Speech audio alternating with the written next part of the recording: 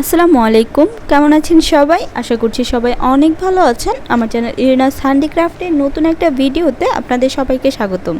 চলে এলাম একটা নতুন ভিডিও নিয়ে। আর আজকে আপনাদের সাথে একটা ডিজাইনার গলার কাটিং এবং স্টিচিং শেয়ার করব।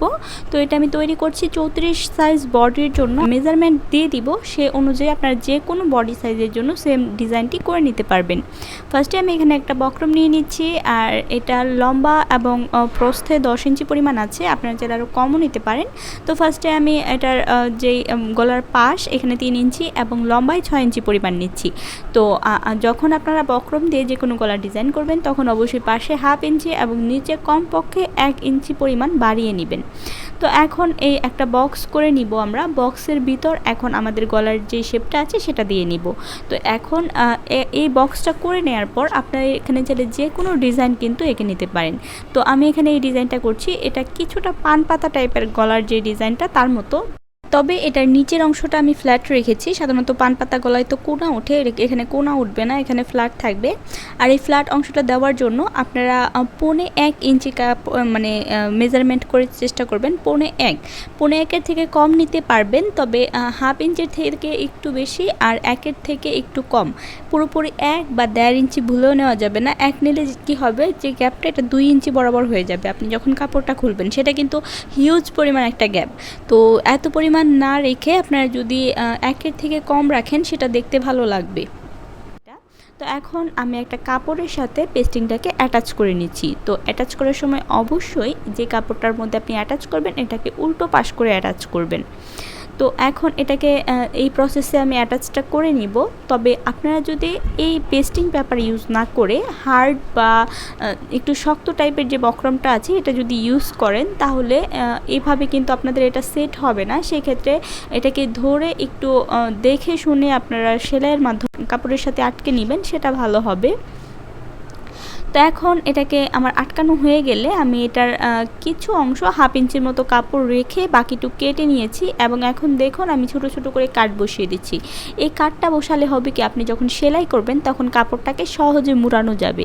তো টুকটাক যারা সেলাই জানেন, আমার মনে হয় না তাদের এই বিষয়গুলো বলে দেওয়ার মতো কিছু আছে, তারা তো এটা অলরেডি জানেন। তবে যারা বিগিনার্স আছেন তাদের জন্য কিন্তু বিষয়গুলো আমি বলে দিচ্ছি।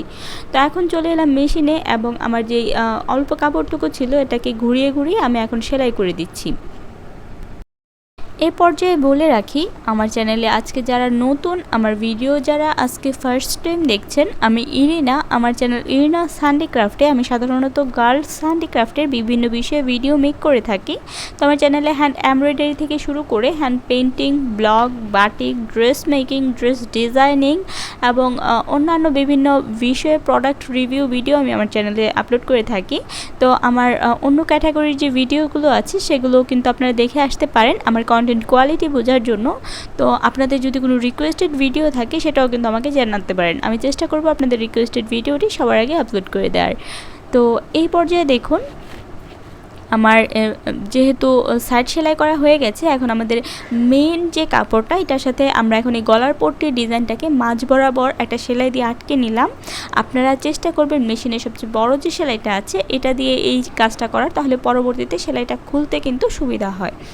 এখন আমাদের যে বক্রমটা আছে এই বক্রমের কাজ ঘেঁষে আমরা যে ডিজাইনটা আছে ডিজাইন অনুযায়ী সেলাইটা করে নিব। এক্ষেত্রে অবশ্যই মনে রাখবেন আমাদের কিন্তু বক্রমের উপর ভুলেও সেলাই করা যাবে না। তো এটা যেহেতু পেপার পেস্টিং, এটার উপরে একটু একটু সেলাই গেলে তেমন কোনো সমস্যা হয় না।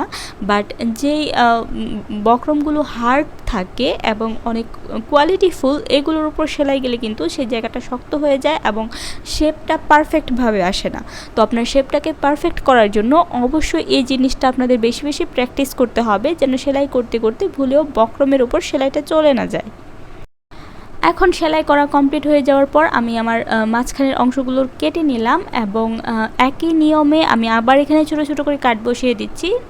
কারণটা কিন্তু একই, এই কাটটা দেওয়ার ফলে আমাদের কাপড়ের যেই আমাদের গলার যে শেপটা আসে এটা সুন্দর আসে, কোথাও কাপড় টান পড়ে থাকে না, এটা একটা রিজন। তো এখন এটাকে আমি হাত দিয়ে বা নখের সাহায্যে একটু সাইড করে নিব। এটা করলে কাজের ফিনিশিংটা আসলে ভালো আসে। তো এখন এটাকে আমি এভাবে উল্টে ধীরে আস্তে ধীরে এখন একটা চাপ সেলাই দিয়ে দিব। তো আপনারা যদি এখানে চাপ সেলাই না দিয়ে সরাসরি হাতে তুরপাই করতে চান সেটাও কিন্তু করতে পারবেন, তবে চাপ সেলাইটা দিলে এই কাজটার যে ফিনিশিংটা এটা আর কি ভালো আসে, তবে অনেকেই দেয় না। তবে বক্রমের দিয়ে যখন আপনার গলাটা ডিজাইন করবেন তখন চেষ্টা করবেন উপরে একটা চাপ সেলাই দিয়ে নেয়ার। তো এই যে এর মাধ্যমে আমার মূলত এই সিম্পল ডিজাইনটা করা কমপ্লিট হয়ে গিয়েছে। তো একেবারে সিম্পল একটা ডিজাইন, তবে আমরা যারা পান পাতা গলা পরতে পরতে অভ্যস্ত হয়ে গেছি আমার মনে হয় তাদের জন্য একটু ইউনিক আইডিয়া নিয়ে এসেছি। তো ডিজাইনটা কেমন লাগলো গলার এটা অবশ্যই আমাকে জানাতে ভুলবেন না। এই ধরনের ভিডিও যদি আপনারা আরও চান আমাকে অবশ্যই কমেন্ট করে জানাবেন। আর আমি চেষ্টা করব এখন থেকে ইউনিক এবং নতুন ধাঁচের কিছু ডিজাইন বা গলার ডিজাইন আপনাদের সাথে শেয়ার করার। তো সেই পর্যন্ত সবাই ভালো থাকবেন, আমার জন্য দোয়া করবেন। আর রমজান মাসের তো প্রায় শেষের দিকে চলে এসেছে, সবার কী অবস্থা অবশ্যই কিন্তু আমাকে জানাতে ভুলবেন না। তো আজ এই পর্যন্তই ভিডিওটি, সবাই ভালো থাকবেন, আল্লাহ হাফেজ।